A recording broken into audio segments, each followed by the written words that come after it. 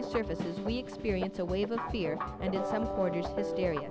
It's understandable and predictable. Remember Legionnaire's disease and the swine flu alerts?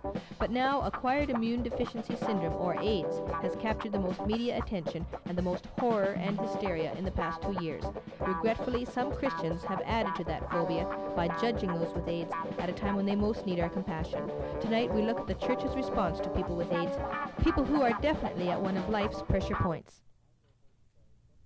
Welcome to Pressure Point.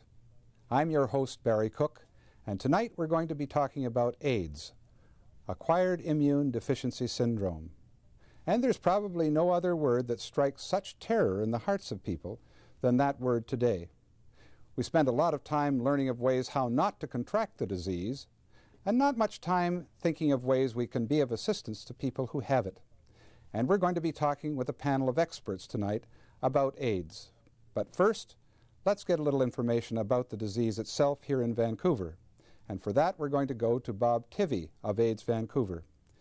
Bob, how many cases are there of AIDS in Vancouver today? Our statistics are for British Columbia, and to date, AIDS Vancouver have 95 cases of AIDS. That's slightly higher than the health department statistics. We include people that have been diagnosed outside of the province who come back to BC, and also 1 or 2 people who fall just outside of the strict definition of AIDS. They have AIDS-related illnesses, so 95. We think of AIDS as being disastrous, an incurable disease. What's the average life expectancy of someone with AIDS? The average life expectancy of someone diagnosed with AIDS depends on the secondary infection that the person gets because they have AIDS. A person diagnosed with Kaposi's sarcoma, or KS, will probably live longer than somebody diagnosed with pneumocystis pneumonia. Someone with KS could live for up to 4 or even 5 years. Someone diagnosed with the pneumonia could be anywhere from 6 months to 2 years, hopefully longer, but it seems between 1 year and 2 years. A lot of people seem worried about how contagious AIDS has become, or people think it has become. What are some of the difficulties in work and social life that people with AIDS have? Some people with AIDS, after they've been diagnosed, wish to return to work and are able to very often go back to work. What is recommended is that they reduce stress, and this sometimes means having to go to their boss and say, I'm back at work, but I'd like to have a little less responsibility maybe. The person may not always be able to tell their boss that they have AIDS, so they may feel really split. That is difficult. Some people don't go back to work, but they definitely would need to be reducing the workload for the most part. I think as far as the social side of it, a lot of people with AIDS have noticed a shift in friendships. Some people that were very close before diagnosis, maybe because they can't cope with their own fears about AIDS, stop coming around, are not very supportive to someone. So for the person who is sick, they're going to notice a real shift in who is there and who isn't for them. What needs do people with AIDS have that are not now being met? We're very lucky in Vancouver to have the St. Paul's group of doctors. We have excellent health care at St. Paul's and in other hospitals. So the medical needs of people with AIDS are being met at this time. We have fears for the future that as the caseload doubles in the next 8 to 10 months, as we expect, that there will be a real heavy burden on the doctors that are presently providing care to people with AIDS. One of the needs that are not being met at this time is a group home for people with AIDS. We need to have some sort of long-term care facility where somebody can go when they no longer can take care of themselves, when they can no longer live alone. They may not need to be hospitalized, but they do need care. And so we're hoping to have a house for people with AIDS sometime this year. Bob, the title of this program is Christ's Call to Compassion. In the light of that, how can the churches help people with AIDS?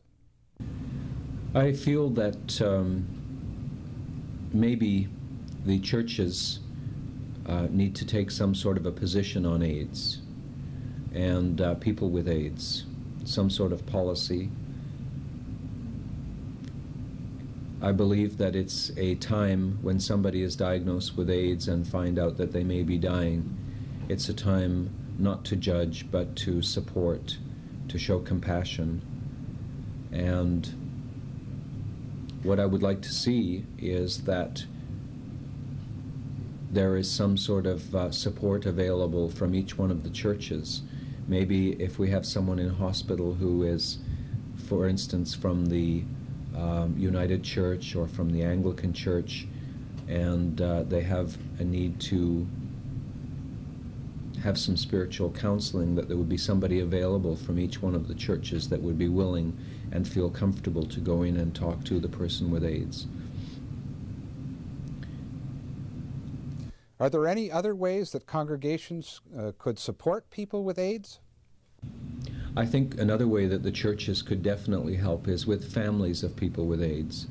Very often in the final stages of the illness, when the person is very ill or dying, family who lives out of town and very often travel many miles to come into Vancouver to be with the person who is ill, have no support themselves.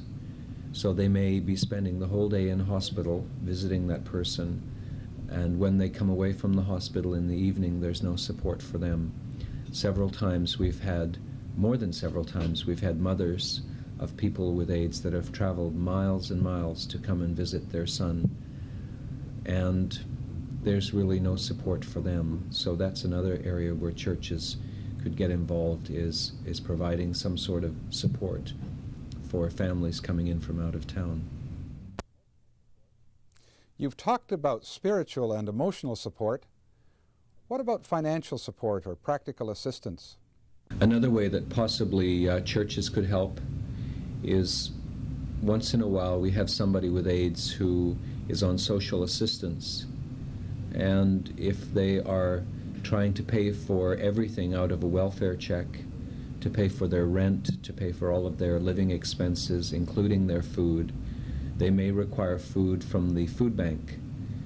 We had a case recently where a man was receiving food from the food bank, and it really wasn't enough. The bag was not enough to last him for the week.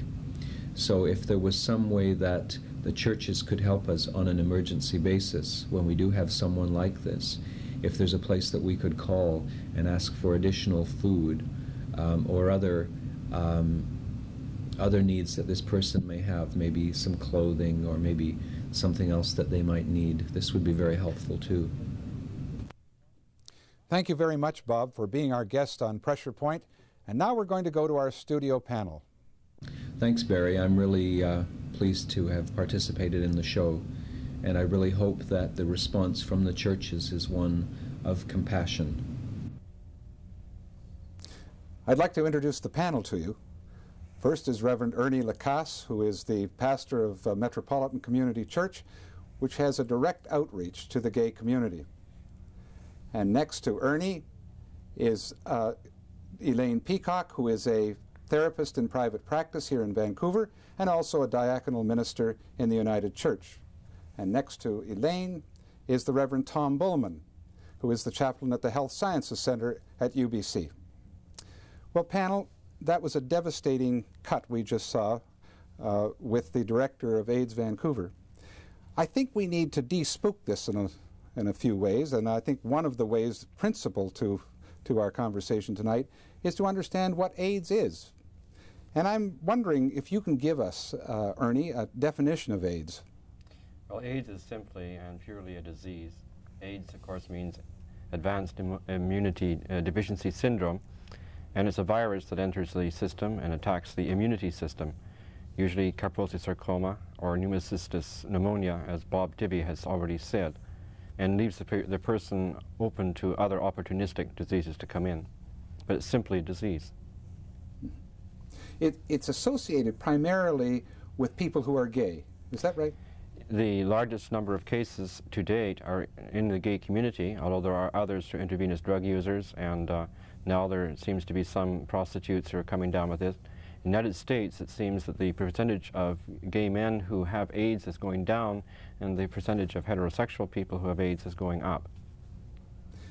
I gather that some of that population who are not gay, who are getting AIDS, are getting it through blood transfusions. Is that the case? There have been some cases of that, but it would seem to be that there was more attention and hysteria around the fact of people getting it through blood transfusions. There have been some, yes, but they're only a small percentage of the total number have come that way.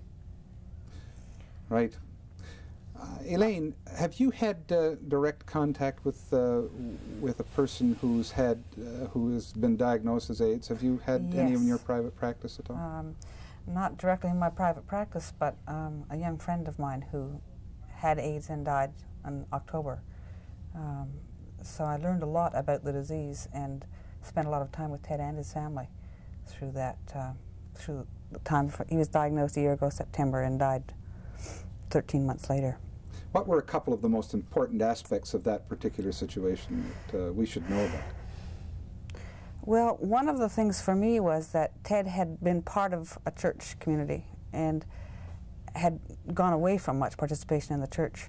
But as he became aware of his illness, he really desperately wanted to get back in touch with some kind of spiritual thing, and reached out to people he knew who were church to try and talk about that. He still didn't like the institution much, but he needed to get back in touch with people who had faith, particularly within the Christian faith. The other thing I think was, what startled me was initially people's negative response. One home care worker who ended up not continuing to come because a nurse friend of hers had told her that she was at risk of contracting AIDS if she worked with him, which is of course not true. I mean, there's lots of ways to prevent you from it, like any virus. AIDS virus is one which is not easily communicable. It only gets communicated when it's in fluid, so that as soon as it's exposed to the air, it doesn't survive. So someone who has AIDS and coughs, you're not going to get AIDS from being around when they cough or any of those kinds of things. Yes, I think the commonly accepted understanding of AIDS now, at least the popular understanding, is that you can get it from a public drinking fountain. It's seen much like a venereal disease in some ways, and so people in the church. I've heard some people whose tradition is the common cup, wondering whether they should be taking Holy Communion, and that's in the same breath as wondering whether they should be using public toilets. So it's pretty that fear is widespread, it's and very as you say, widespread, unfounded. and it's based on, I think, ignorance, which I don't mean that in a negative way. People don't know, and so they're very scared. Just lack of information. But it's just not true. I shared meals with Ted, did all kinds of things. We were very careful that we washed his dishes separately, but that was the only precaution we took. There was no other precaution. His mother lived with him and shared time with him, and I'm confident that I was not at risk to contract AIDS from being with Ted. I think there were people who I had to talk with who didn't come to see him anymore out of that kind of fear. Mm-hmm. Tom, in your work as a chaplain at the hospital, you've probably run into this situation. Yes. What's been your experience with it? Well, a couple of men.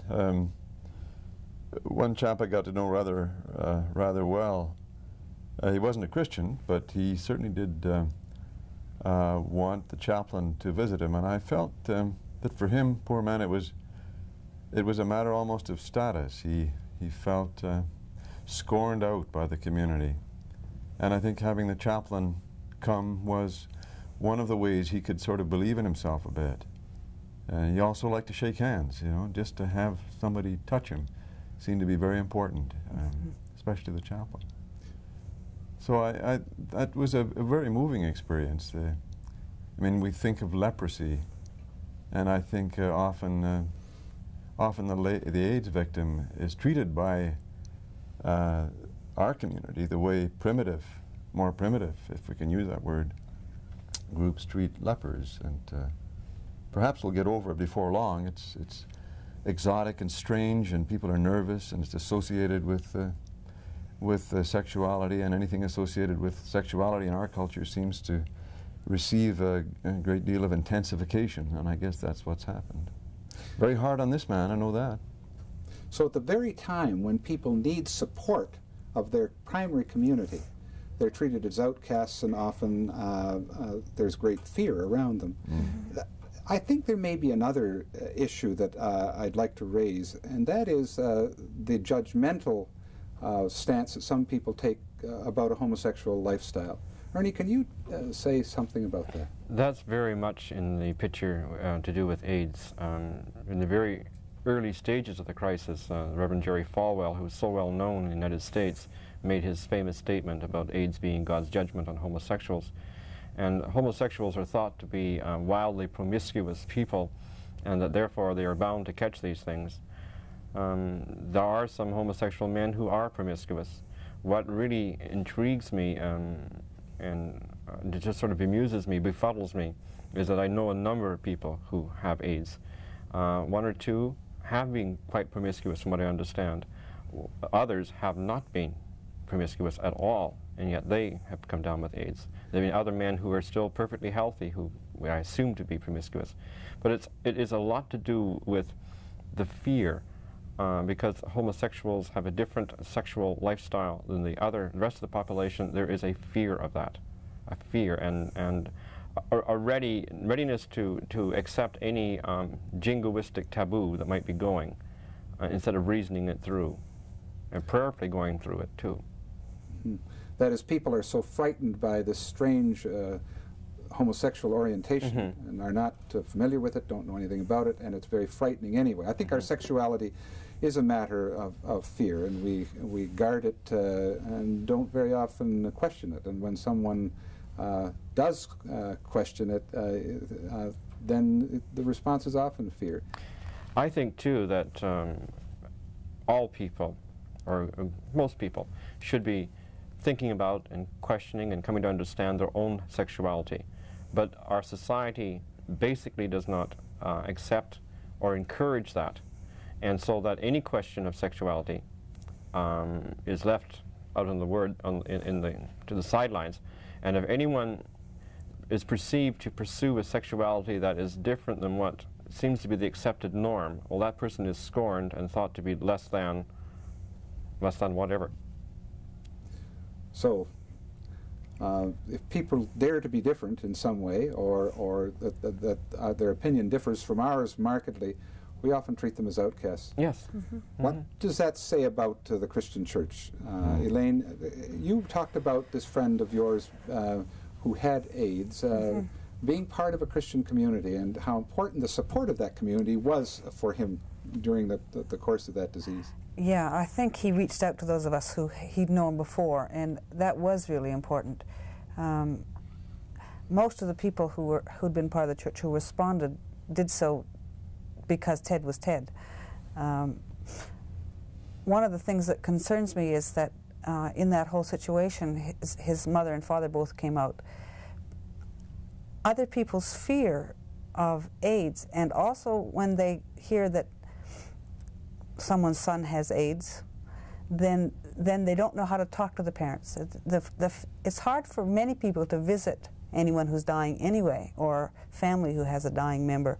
And when you add the fear of sexual orientation to that, then people get really, they just feel incapacitated, so they don't go near it, they don't even phone. That happened for Ted with some of people who formerly knew him. It was a matter that they didn't feel they would know what to say, and so they just stayed away. So the fear is double-barreled. Double-barreled. Mm-hmm. In a sense, there's a fear of the person's sexual orientation, of their being homosexual, on one hand. And on the other hand, a fear of the disease being communicable and that they're going to catch it. That's right. What's that like in the hospital, Tom? Well, I think most hospital personnel now are well enough informed so that it's not the issue that it was. I know that a year and a half ago there was some real nervousness among personnel, and I suppose there must still be, but much less, I should think, now because of the information that's available. There are some problems to do with equipment and things of that order that haven't been straightened out, but still, I don't think the hospitals are in great difficulty about it. The BC Association, Nurses Association just ran an issue, a very good issue, full of facts and figures and demythologizing AIDS, I thought, rather well. And I suppose that sort of literature is available. Well, it seems pretty obvious that information is going to be important in the next little while about AIDS. There's just so much propaganda about it that is false and a fear that's unfounded. What can we do in the churches to diffuse the situation and bring about some sanity, as well as to reach out to people who have AIDS, who are often very lonely, very isolated, and probably very hopeless? Ernie, you're a pastor that has a lot to do with that, with people with AIDS. The interesting thing is that the first person with AIDS in my own church community was diagnosed in November, and the reaction of other people. One of the very first people to be diagnosed in Vancouver happened to be a personal acquaintance of mine, and we had talked, and he mentioned about coming to church. I mentioned in the church group at that time, which is some 3 years ago, 2 to 3 years ago, that I knew this man and that he wanted to come and worship with us. And I was appalled at, even in the community that I served, the fear that I encountered immediately. With this other man now, there isn't the fear. He is a member of the church. He's there every Sunday. He's very faithful. He's very devout. And the love that's being shown to him is wonderful. I would say that to all the church families, all the church communities, try to learn more about what this disease is, about the person who is a person with AIDS. A victim is a word we don't like too much. A person with AIDS. Learn that he is a person, but he has his beautiful points as well as his weak points, as we all do. Learn to love him, and then to see what his needs are. Don't go rushing into the hospital room with a Bible in one hand and a pointed finger in the other hand, but go lovingly and carefully and see what he needs in the way of comfort, in the way of spirituality, in the way of counseling. And also, as Bob said, it's very important, when his family come, and often people who live here come from elsewhere and their family live far away, when their family come, be ready to reach out to them, to comfort them, to listen to them, to accept them. The fact that they have a gay son is so they have a gay son. No more to be made about that. Just love them and accept them and be the support that they need through the time of tremendous trauma and crisis they're going through. Yes, I would imagine that would be very difficult for some parents, particularly if the news that their son has AIDS might be the first news they have of his particular sexual lifestyle. Often it's been that way. And the grief about impending death, I'm sure, is very difficult. Mm-hmm.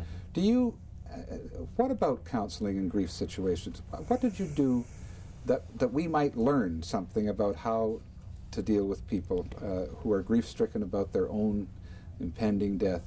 What did you learn from that situation, Elaine? One of the things was that